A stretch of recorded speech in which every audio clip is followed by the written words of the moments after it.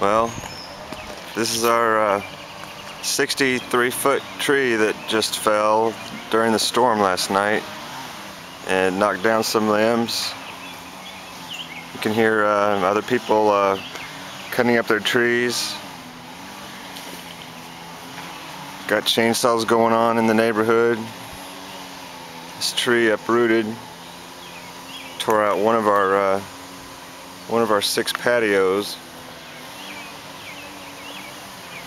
We got very lucky that we didn't have a tree fall on the house.